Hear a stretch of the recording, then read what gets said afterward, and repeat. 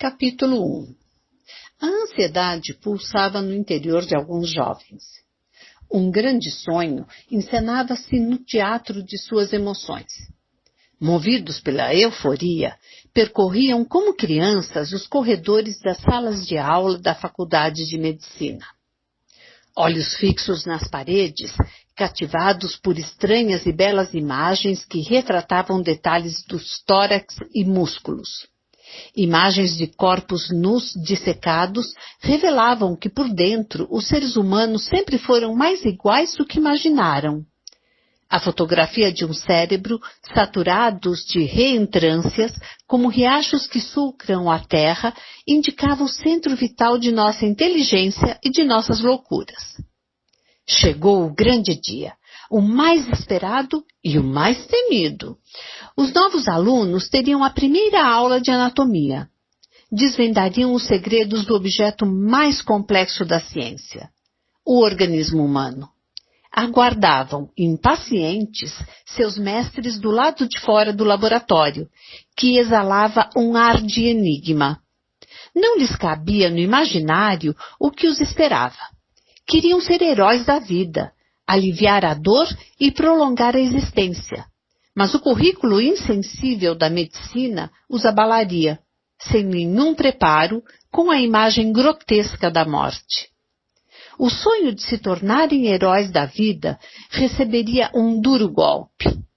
Iam se deparar com corpos despidos, dispostos sequencialmente como animais. Enfim, chegaram os professores e os técnicos de anatomia. Subtraiu-se a palavra, e um silêncio gélido envolveu o grupo. Os professores entraram na grande sala do laboratório e convidaram os 60 alunos a acompanhá-los. Caminharam, espremidos, lentamente, pela porta dupla, mas estreita. Como espectadores de um grande show, a tensão expandiu-se e procurou órgãos para se alojar, provocando sintomas psicossomáticos. Uns sentiram palpitação. Outros ficaram ofegantes e ainda outros transpiravam. Ao entrar, um choque emocional ecoou no âmago da jovem plateia. Os alunos viram 12 cadáveres completamente nus, deitados rígidos, com o peito e a face voltados para o teto. Cada um estava estendido sobre uma alva mesa de mármore branco. O cheiro de formol usado para conservar os corpos era quase insuportável. Com olhos estatelados e mentes abismadas, os alunos contemplavam os olhos opacos e inertes dos cadáveres. A maioria de meia idade. Entre eles, o de um velho, cuja pele estava sem brilho, mas seu rosto expressava doçura. As mesas estavam separadas 2,5 metros uma das outras. Cada grupo de 5 alunos ficaria encarregado de dissecar e estudar um cadáver durante todo o ano. Teriam de rebater a pele, separar os músculos, encontrar o trajeto dos nervos e das artérias. Teriam de abrir o tórax e o abdômen e vasculhar com precisão a cor, o tamanho, a localização e a disposição de cada órgão interno. Os jovens deveriam ser artesãos que penetrariam na mais bela obra de arte. Mas no momento ninguém desejava dissecá-los. Todos estavam sob o impacto que a cena causara. Permeados por conflitos existenciais diante do retrato desnudo da vida humana, os alunos se perguntavam: quem somos? O que somos? Em que nos tornamos diante do caos da morte? Qual o sentido da existência humana? Perguntas simples e intrigantes, mas que sempre perturbaram a humanidade. Geraram um drama no palco da inteligência dos jovens espectadores. O ambiente produzia um abalo emocional repentino e incontrolável. Alguns jovens, em especial algumas alunas mais sensíveis, procuravam sair subitamente da sala. Estavam com os olhos lacrimejando, amedrontadas e apreensivas. Não eram seus parentes nem seus amigos, mas viram naqueles corpos o espelho da existência humana. Não vislumbraram que a vida é tão vasta e tão efêmera, tão complexa e tão frágil. Enquanto elas queriam sair da sala, outros colegas desejavam entrar. O tumulto aumentou. Ninguém se entendia. Contrapondo os conflitos dos alunos, estavam os professores e técnicos no fundo da sala. Alguns se entreolhavam e riam diante do desespero da plateia. São calouros, pensavam com prepotência. No passado, eles também tiveram suas inquietações, mas ao longo dos anos perderam a sensibilidade, obstruíram a capacidade de perguntar e de procurar respostas. Sufocaram seus conflitos, tornaram-se técnicos na vida. No currículo dessa famosa faculdade, não existiam aulas de filosofia e psicologia que preparassem os alunos para enfrentar o dilema da vida e da morte, o paradoxo entre o desejo de preservar a saúde e a derrota diante do último suspiro. Os sonhos eram dilacerados, a paixão pela vida esmagada. O prejuízo no inconsciente dos futuros médicos era intenso. Treinados para serem lógicos e objetivos, não desenvolviam habilidades para lidar com o território da emoção. Pouco a pouco, os pacientes deixavam sua condição de seres humanos únicos para se tornarem órgãos doentes, que precisavam se submeter aos exames e não ao diálogo. Desse modo, a mais bela e importante das ciências se submetia ao cárcere da economia de mercado. Hipócrates, o pai da medicina, se revolveria em seu túmulo se soubesse disso. Procurando controlar o impacto inicial, o Dr. Jorge, chefe do departamento de anatomia, pediu silêncio e solicitou que todos retornassem ao laboratório e fizessem um círculo ao redor da sala. Começou sua aula. Ignorando o caos emocional que os alunos atravessavam, sequer pensou na angústia deles. Com voz imponente e gestos eloquentes, aquietou a agitação dos presentes. Iniciou apresentando suas credenciais. Primeiro, se especializara em cirurgia gastrointestinal. Depois, se tornara um especialista em anatomia. Fez doutorado em Harvard. Era reconhecido internacionalmente. Tinha mais de 50 artigos publicados em revistas científicas. Um cientista notável em sua área. Escondendo-se atrás do seu currículo, ele apresentou o programa da sua disciplina. Após a introdução, começou sem demora a revelar algumas técnicas de dissecação da pele, músculos, artérias e nervos. Tudo transcorria normalmente, como em todos os anos, até que um aluno subitamente levantou a mão. Seu nome era Marco Polo. O Dr. Jorge não gostava de ser interrompido. Não era um amante dos debates. Cada aluno teria de ruminar as suas dúvidas até o final da aula, para depois perguntar a ele ou aos outros 3 professores e 3 técnicos que o auxiliavam. Desprezou o gesto de Marco Polo. Alguns colegas ficaram apreensivos. Para não fazer o papel de tolo, o jovem abaixou a mão. Marco Polo era intrépido e determinado. Não conseguia elaborar o turbilhão de pensamentos que transitavam no anfiteatro da sua mente na sala de anatomia. Mas era um observador e não tinha medo de expressar suas ideias. Embora imaturo, exercitava uma importante característica dos grandes pensadores que brilharam na história. As grandes ideias surgem da observação dos pequenos detalhes.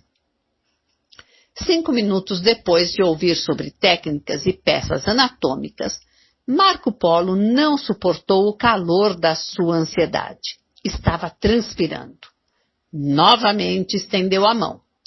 O professor, irritado com a sua ousadia, explicou que as dúvidas deveriam ser colocadas sempre no final de cada aula e disse que abriria uma única exceção.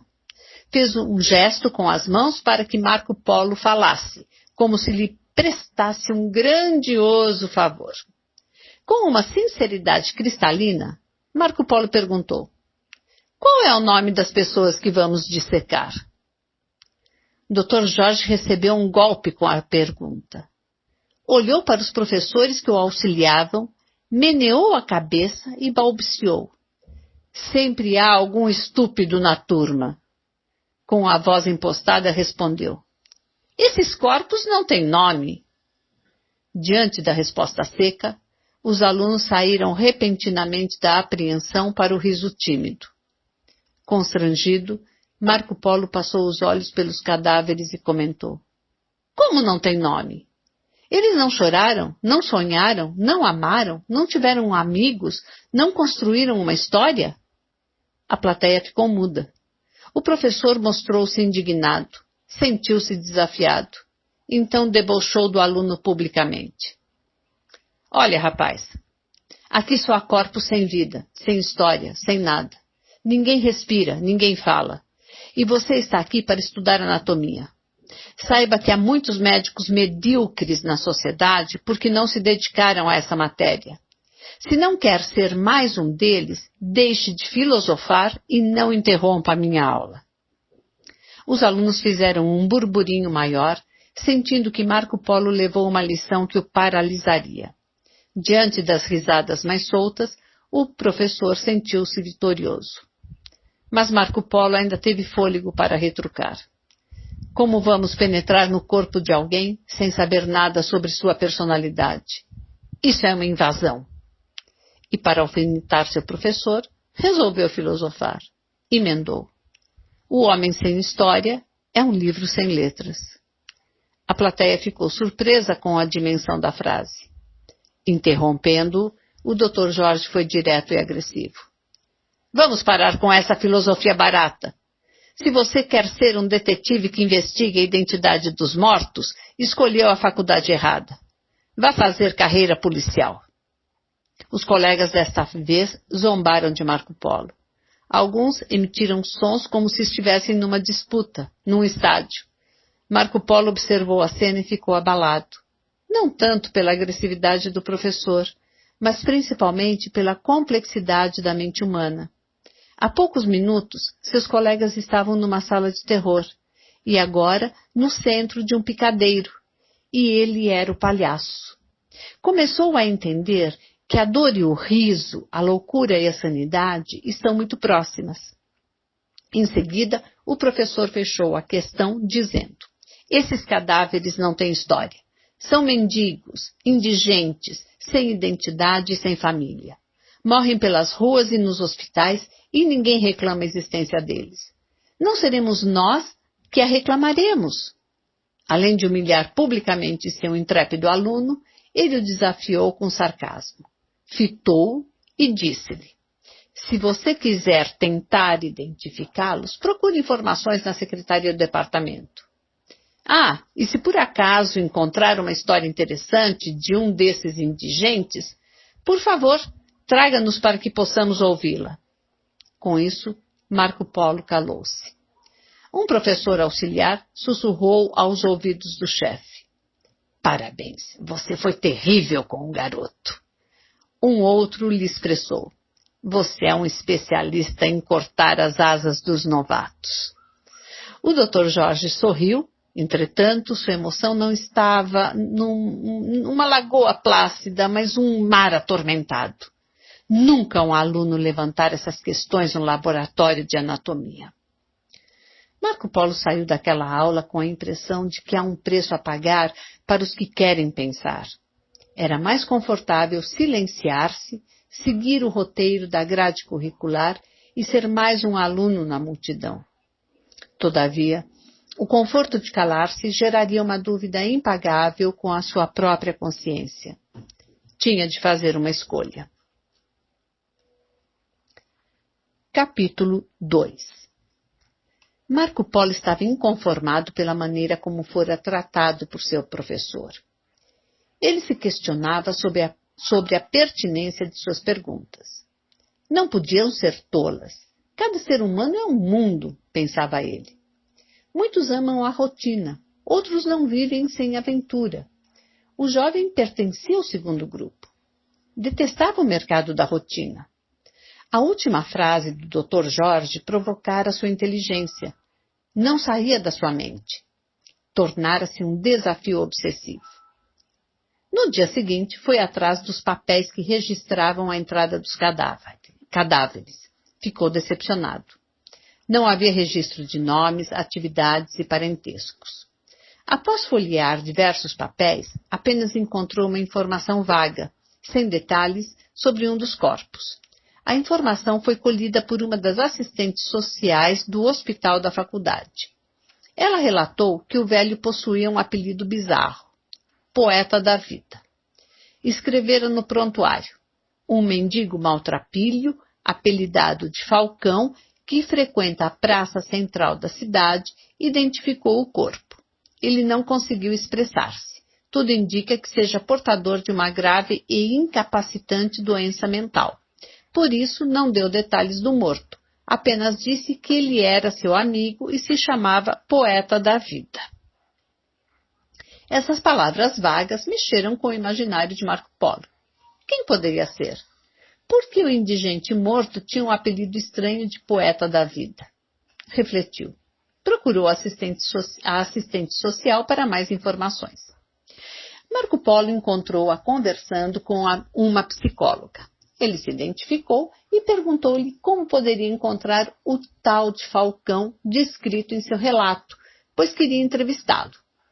Indagado sobre os motivos da informação, ele disse, para espanto das duas profissionais, que era para desvendar a história de um dos cadáveres do laboratório de anatomia. A assistente social, sem meias palavras, o desanimou. Eu me lembro desse tal Falcão. Fiquei mais de 15 minutos tentando fazê-lo falar. Mas o coitado era um demente, com a personalidade destruída. Não conseguia manter um diálogo racional. Você perderá seu tempo se conseguir encontrá-lo. A psicóloga, mostrando um psicologismo autoritário, foi mais longe. Esses cadáveres da sala de anatomia, na grande maioria, são portadores de graves doenças mentais. Não têm documentos, cultura e mal sabem conversar. Vivem por instinto, à margem da sociedade. Saem como animais pelas ruas e estradas. Marco Polo ficou indignado com a posição fechada delas. Elas conseguiram ser mais contundentes que seu professor de anatomia. Era como se esses cadáveres fossem montagens de peças anatômicas sem direito a uma história única. Inconformado, confrontou-as. Não concordo com seus pensamentos. Será que esses mendigos não têm personalidades complexas ou nós é que somos incapazes de entendê-las? Você está iniciando seu curso de medicina agora e já quer dar uma de professor? Disse a psicóloga, impaciente com a petulância do estudante. Marco Polo não quis prolongar a conversa. Despedindo-se, saiu frustrado. Após sua saída, a assistente social comentou com a psicóloga. Não se preocupe, essa febre romântica passa nos anos seguintes. O jovem procurou durante dias seguidos o tal de Falcão na Praça Central. Ela era enorme como o Central Park de Nova York. Muitas ruas, bosques, bancos e imensos gramados. Devido à dimensão da praça, bem como ao aumento do número de sem-teto pela crise financeira e ao fato de os mendigos serem nômades, a tarefa de encontrar o tal Falcão era dantesca. Marco Polo fazia sua investigação por tentativa e erro. Abordava qualquer mendigo que encontrava. Alguns não entendiam o que ele falava, outros fingiam não ouvir, e ainda outros davam alguma atenção, mas diziam que não tinham ouvido falar de nenhum falcão. Um deles saiu dando risadas, imitando o voo de uma ave. Às vezes, Marco Polo tinha a impressão de que algumas pessoas conheciam o falcão, mas o diálogo não evoluía. Nunca conseguiu conversar mais do que 1 minuto com os que lhe deram atenção. Estava começando a se convencer de que os outros estavam certos e ele errado. Pensava em terminar sua aventura de Indiana Jones sobre os banidos da sociedade. Entretanto, toda vez que passava perto do seu professor, sentia-se provocado. Os colegas o irritavam perguntando: cadê a história do mendigo? Alguns mais engraçados e desrespeitosos apontavam para um cadáver e diziam: esse foi Júlio César, o imperador de Roma. Todos riam. Os cadáveres já não causavam espanto na turma. O anormal se tornou normal. Marco Polo observava todos esses fenômenos. Não os entendia, mas os registrava. Começou a perceber que o ser humano se adapta a tudo, inclusive ao caos. A humilhação colocava combustível no seu desafio. Desistir perturbava-o. Um mês depois da primeira aula de anatomia, resolveu fazer mais uma tentativa. Novamente entrou na imensa praça, percorreu centenas de metros, conversou com alguns indigentes, mas não obteve a resposta que procurava. 2 deles, sentados no mesmo banco, balbuciaram algumas palavras entre si quando indagados por Marco Polo, mas silenciaram-se sobre Falcão. De repente, 50 metros à sua frente, viu mais um mendigo abordando os transeuntes num local movimentado. Tentava conseguir uns trocados para uma possível refeição noturna. Tinha barba longa e branca. Seus cabelos eram revoltos como os de Einstein, zombando do mundo, mas parecia que ele zombava era do banho. A pele estava seca, sem brilho, desidratada, roçada pelo tempo. Vestia um casaco preto, remendado com tiras brancas. Cheirava a azedo cítrico. Aproximou-se dele. Deu-lhe o pouco dinheiro que tinha no bolso e perguntou-lhe se conhecia o tal Falcão. O mendigo olhou para ele, pegou o dinheiro e fingiu que não ouvira. Marco Polo perguntou novamente. Desta vez o mendigo pôs o dedo na boca e disse: silêncio, a princesa está chegando. O jovem olhou de lado, não viu nada, mas o mendigo continuava atento. Em seguida, levantou-se e começou a perseguir com os olhos uma borboleta, totalmente deslumbrado. Levantou os braços e começou a fazer um movimento imitando seu bailado. Ela voou no alto da copa e retornou pousando suavemente na sua mão. Marco Polo, admirado, não conseguia dizer se o pouso foi uma coincidência ou uma atração instintiva e inexplicável. O mendigo respirou profundamente e contemplou a borboleta. Parecia livre como ela. Depois assoprou suavemente, dizendo: adeus, princesa. Você encanta este lugar, mas siga o seu caminho e cuidado com os predadores. Marco Polo ficou intrigado com essas palavras. Perguntou pela terceira vez: você conhece o Falcão? O mendigo fitou e respondeu: há muitos anos me pergunto quem eu sou. Quanto mais me pergunto, menos sei quem sou. O que penso que sou, não é o que sou. Marco Polo ficou confuso. Não entendeu nada, mas ficou extasiado com a possibilidade de aquele homem ser Falcão. Rapidamente se identificou e pediu informações sobre o tal poeta da vida. Não percebeu que a sua ansiedade bloqueara o andarilho. Para piorar as coisas, acrescentou ingenuamente: quero essas informações, pois o poeta está na sala de anatomia da minha faculdade de medicina e eu e meus colegas iremos dissecá-lo. Gostaria de conhecer algo sobre sua vida. O mendigo ficou assombrado com essas informações. Marco Polo percebeu que fora frio e agressivo na conversa. Tentou amenizar rapidamente o que dissera. Mesmo depois de morto, o poeta será útil para a formação de médicos e, consequentemente, para a humanidade. Com os olhos embebidos em lágrimas, o indigente parecia ter saído do lugar. Estava em outro mundo. Como viajante do tempo, olhava vagamente para o infinito. Marco Polo insistiu, perguntando se ele era o Falcão. O mendigo não deu resposta. Levantou-se e partiu em profundo silêncio. O jovem estudante ficou sentado no banco, paralisado em sua inteligência. Parecia ser ele o miserável. Tinha muito e não tinha nada. Não sabia definir seus sentimentos e sentia-se incapaz de compreender o mundo desses andejos que vagam pela vida sem direção. Voltou no outro dia e não encontrou o mendigo. Ficou abatido. 3 dias depois, encontrou-o novamente. Desta vez foi mais comedido. Sentou-se delicadamente no banco. Ficou 1 minuto sem conversar. Dava olhadelas para o mendigo, que parecia ignorá-lo. Por favor, senhor, diga-me se você é o Falcão. Depois de outra insistência, o mendigo voltou-se para ele e perguntou: Quem é você? Marco Polo se identificou, disse seu nome, seu endereço, onde estudava e outras informações. Não estou perguntando o que você faz, mas quem você é, o que está na sua essência, por trás da sua maquiagem social. Marco Polo sentiu um nó na garganta. Foi pego de surpresa pelo raciocínio perspicaz do mendigo. Este mendigo não é um demente, ao contrário. No primeiro encontro, ele usou a palavra predador.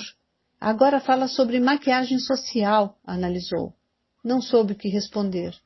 Então o mendigo disse: Se você é lento para dizer quem é, como ousa perguntar quem sou? O jovem recebeu mais um choque, por isso insistiu. O senhor conheceu o poeta. Quem era? Por que tem esse apelido?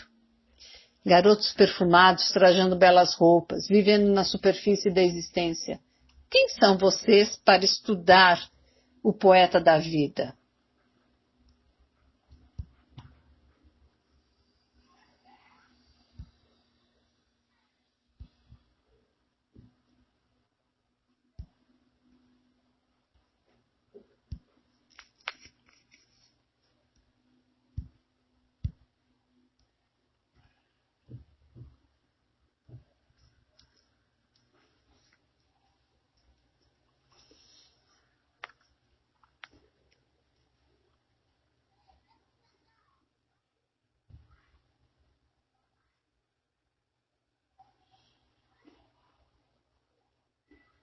Retalhem seu corpo, mas jamais penetrarão em sua alma.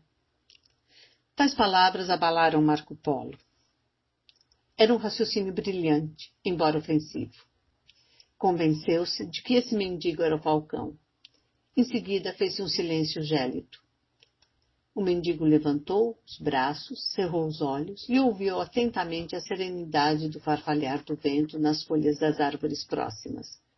Respirou fundo e expressou para si mesmo: Que brisa maravilhosa! Marco Polo, embasbacado, persistiu: Fale-me sobre seu amigo. Falcão não gostou do tom de voz. Não me dê ordem, garoto. Não me controle. Não estou em seu mundo. Sou livre. Desculpe-me a insistência. Só continuo a conversa se você me responder uma pergunta. Terei o maior prazer em respondê-la, disse apressadamente, confiando que um mendigo não faria uma pergunta complexa. Qual a diferença entre um poeta e um poeta da vida? Indagou, penetrando nos olhos de Marco Polo. O jovem percebeu que caíra numa armadilha. Subestimara a inteligência do mendigo. Esfregou as mãos no rosto, abaixou a cabeça e, depois de muito pensar, reconheceu. Perdoe-me, senhor, mas não sei a resposta. Um poeta escreve poesia. Um poeta da vida vive a vida como uma poesia. Meu amigo era um poeta da vida. Marco Polo quis ensaiar uma nova pergunta. Cortando, Falcão disse-lhe: Seja honesto. Você não respondeu. E a conversa se encerrou. Marco Polo ficou plantado no banco. Achava-se muito esperto, mas deparara-se com sua estupidez e arrogância. Apesar de decepcionado consigo mesmo, estava eufórico com a inteligência de Falcão. Falcão levantou-se e, como se nada estivesse acontecendo, começou a caminhar. Abraçou uma árvore, beijou-a, agachou-se diante de uma flor.